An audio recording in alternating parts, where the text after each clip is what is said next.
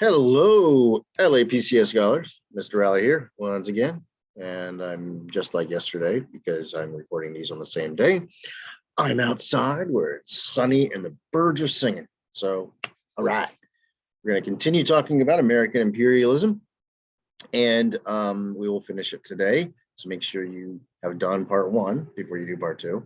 And yeah, you're on, you have your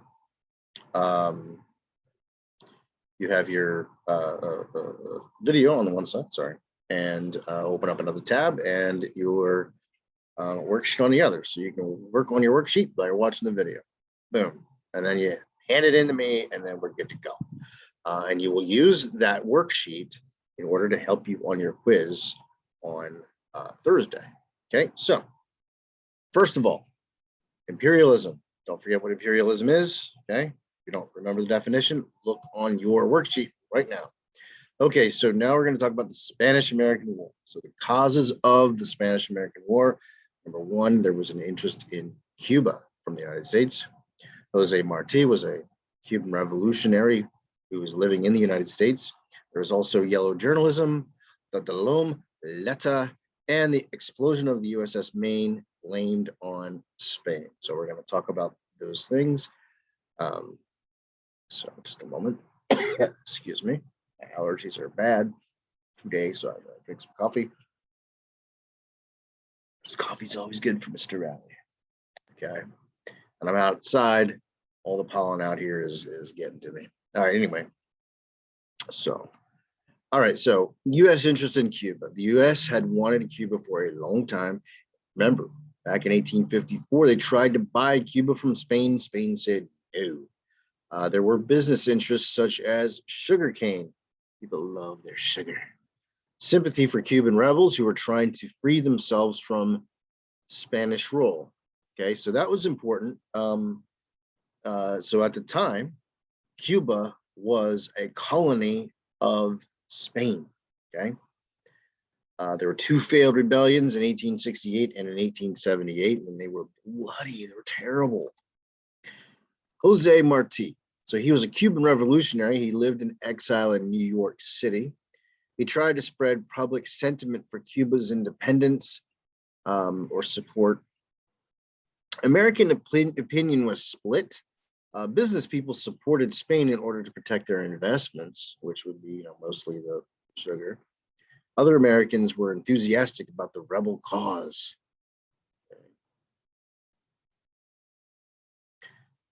Yellow journalism, so sensational media designed to draw the readers in by exaggerating the news. The name comes from a cartoon character called a Yellow Kid. Media leaders such as William Randolph Hearst, New York Journal, or Joseph Pulitzer, New York World. Those are names that you may know, at least their last names. Published articles to increase war fervor against Spain. You furnish the pictures, now furnish the war, they said. And they were targeting Spanish General Weyler's camps, and we'll talk about why. So, yellow journalism, Hearst to Frederick Remington, you furnish the pictures, now furnish the war. So basically people were taking pictures, people were drawing pictures, and they were making, sort of making up reasons to fight. Okay, I mean, they sort of exaggerated it, which is kind of interesting because that kind of sort of thing happens now, doesn't it? Because journalism isn't really journalism all the time. It's not just news, I mean. So there was also Spanish misrule in Cuba. I mean, there's just a definite truth there. The Spanish were terrible to the Cubans, and so there was something there. Valeriano Weyler's reconcentration policy. So if you look at these pictures, they're very, very depressing and they're terrible, but it's the truth. People were being starved, they were being held in concentration camps, okay? This kind of stuff was real. The Delom letter. In 1897, President McKinley, tries to avoid war with Spain by using diplomacy. Weyler modifies concentration camp policies and offers Cuba a limited self-government.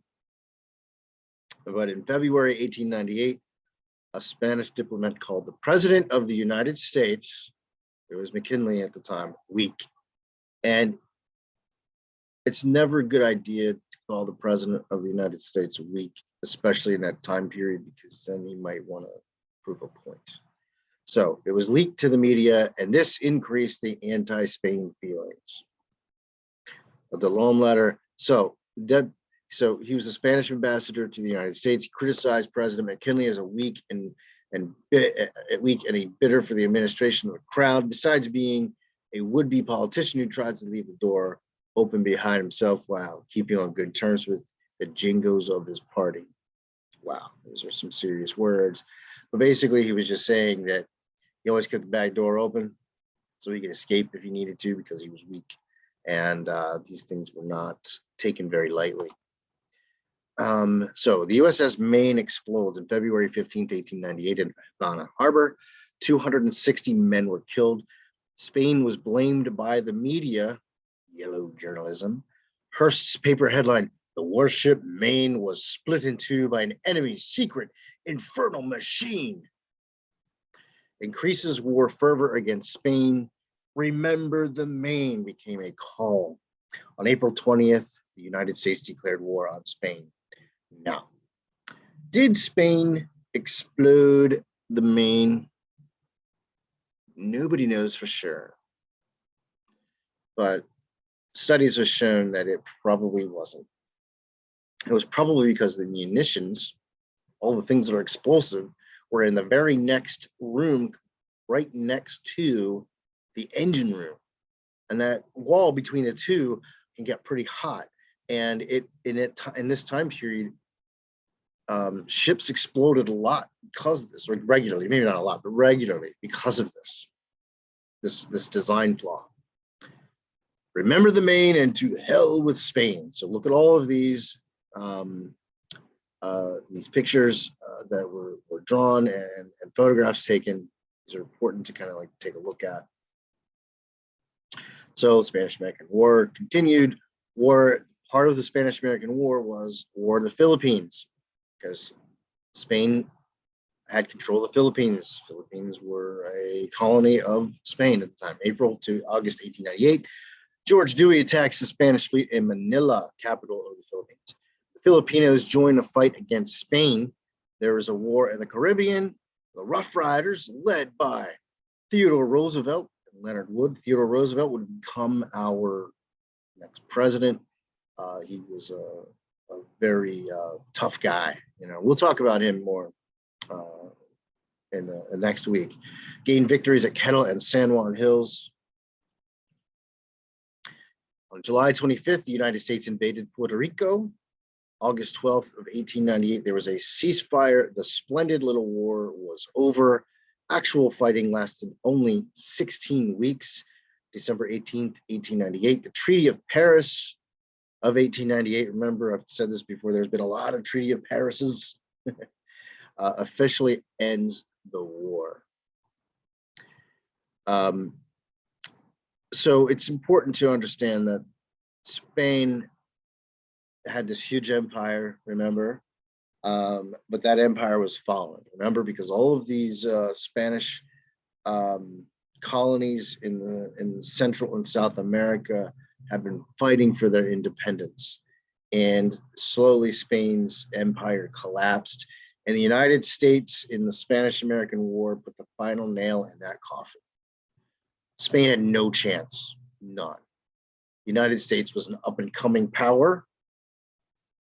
Spain was a falling power, and there was just no chance. Dewey captures Manila. These are, articles you can look at here. So, the Treaty of Paris of 1898. Cuba was freed from Spanish rule. It became a U.S. protectorate, so not officially part of the United States, but the United States is kind of looking after it. Spain gave up Puerto Rico and the island of Guam to the United States. U.S. and Spain paid Spain $20 million for the Philippines. and this officially marked the United States as an imperial power. Now, this time period of imperialism didn't last very long, but we still have a lot of these territories, as you know. Puerto Rico is still a territory of the United States. Guam also is. The Philippines eventually would be freed from U.S. imperial rule after World War II. But the point is that the United States, this is how they became, or we became, imperial power, and how Puerto Rico became part of the United States, if you didn't know that already. So there you go. There you have it. That's imperialism, American imperialism in a nutshell. Please make sure you complete this assignment, hand it in. Tomorrow you will have a short quiz. Use your worksheet to help you with the quiz. Okay, it's going to be on a Google form, so take it, and then hopefully you'll do really well on it. There's no reason for you not to. All the information that's on the quiz is on the worksheet, so you should be fine. All right, thank you for watching, and I will talk to you guys later.